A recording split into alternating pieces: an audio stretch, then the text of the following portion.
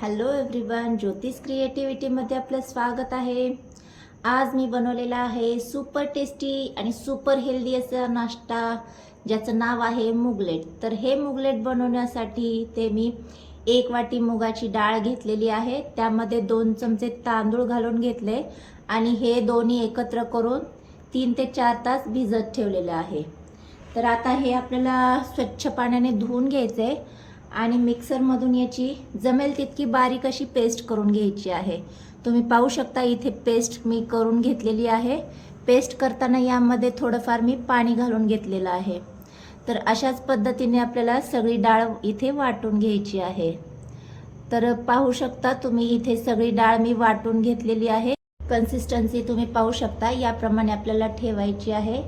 यामध्ये इथे मी 1 कांदा, कोथिंबीर आणि हिरव्या मिरच्या 2 ते 3 हे सगळं बारीक चिरून घेतलेलं आहे, यामध्ये मी घालून घेणार आहे। हे सगळं आपल्याला मिक्स करून घ्यायचे। तुम्हाला यामध्ये जर भाज्या वगैरे आवडत असतील तर तेही तुम्ही घालून घेऊ शकता, खूप छान टेस्ट येते। तर मी बेसिकच करणार आहे त्यामुळे मी इतकंच घातलेलं आहे। आता त्यामध्ये चवीनुसार मीठ, अर्धा चमचा तिखट घालून घेणार आहे, पाव चमचा हळद, इथे जिरे घालून घेतलेलं आहे आणि काळे तीळ यामध्ये घालून घेणार आहे। तिखट मी इथे अर्धा चमचाच घातलेला आहे, कारण की आपण हिरव्या मिरच्या देखील घातलेल्या आहेत। आता हे सगळं आपल्याला छान एकजीव होईपर्यंत मिक्स करून घ्यायचे। आता मी हे इन्स्टंट करणार आहे त्यामुळे इथे मी बेकिंग सोडा वापरलेला आहे, पाव चमचा। बेकिंग सोडा घातल्याच्या नंतर छान आपल्याला मिक्स करून घ्यायचे। लगेच मिक्स करून झाल्यावर इथे मी गॅसवर पॅन गरम करायला ठेवलेला आहे, त्यामध्ये 1 चमचा बटर घालून घेणार आहे। बटर घालून झाल्याच्या नंतर हे बटर आपल्याला पॅनमध्ये सगळीकडे पसरवून घ्यायचं आहे, जेणेकरून आपण जेव्हा हे बॅटर यामध्ये घालू ते सगळीकडे छान स्प्रेड होईल। तर आता हे आपल्याला बॅटर यामध्ये घालून घ्यायचं आहे। इथे मी मोठा पॅन घेतलेला आहे त्यामुळे हे सगळं बॅटर यामध्ये बसून जातं। जर तुमचा छोटा पॅन असेल तर तुम्ही 2 बॅचेसमध्ये करून घेऊ शकता। तर इथे माझा मोठा पॅन आहे त्यामुळे मी एकाच बॅचमध्ये करून घेणार आहे। गॅसची फ्लेम आपल्याला मीडियमच ठेवायची आहे। वरून थोडीशी बारीक चिरलेली कोथिंबीर यावर मी घालून घेतेय, याने छान लुक येतो आपल्या मुगलेटला। आणि थोडंसं आणखी अट्रॅक्टिव्ह दिसण्यासाठी इथे मी बीटरूटचे स्लाइसेस करून घेतलेले आहेत, ते यावर घालून घेणार आहे।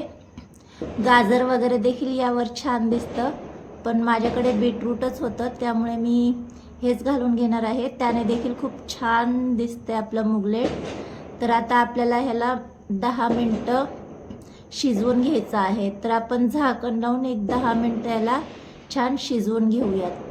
तर पाहू शकता 10 मिनटं झालेली आहेत, आपलं मुगलेट एक साईडने छान असं झालेलं आहे। तर थोडेसे आपल्याला टर्न करून घ्यायचे आहे, त्यामुळे त्याच्या कडा इथे मी सोडवून घेणार आहे। अगदी हलक्या हाताने कडा सोडून घ्यायच्यात, नाहीतर आपलं मुगलेट तुटू शकतं। तर इथे माझा पॅन मोठा आहे त्यामुळे मला टर्न करायला अवघड जात होतं, त्यामुळे मी प्लेटमध्ये काढून घेतले। तर पाहू शकता एक साईडने छान असा गोल्डन इथे कलर आलेला आहे। तर असंच आपल्याला दुसऱ्या साईडने देखील 10 मिनिटं याला शिजवून घ्यायचं आहे। तर शिजवण्याआधी थोडंसं पुन्हा आपल्याला बटर इथे स्प्रेड करून घ्यायचे सगळीकडून, जेणेकरून ते छान क्रिस्पी होईल यासाठी। तर इथे बटर मी स्प्रेड करून घेतेय आणि आपल्याला पुन्हा याला 10 मिनिटं दुसऱ्या साईडने देखील शिजवून घ्यायचे। तर इथे मी झाकण लावून घेतेय। तर मस्त इथे दुसऱ्या बाजूने देखील छान असं आपलं मुगलेट शिजलेलं आहे। तर पुन्हा मी त्याला टर्न करून दाखवतेय, तर दोन्ही साईडने कसं खरपूस असं इथे मुगलेट तयार झालेलं आहे। तर मस्त इथे आपलं मुगलेट गोल्डन असा कलर आलेला आहे आपल्या मुगलेटला।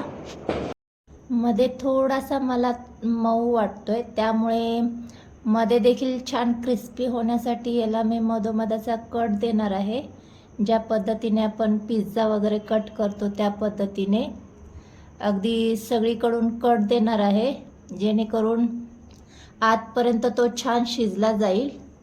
तर इथे सगळीकडून मी अशा पद्धतीने कट देऊन घेणार आहे. कट दिल्यामुळे तो आणखीनच जास्तच अट्रॅक्टिव्ह दिसणार आहे आपला मुगलेट.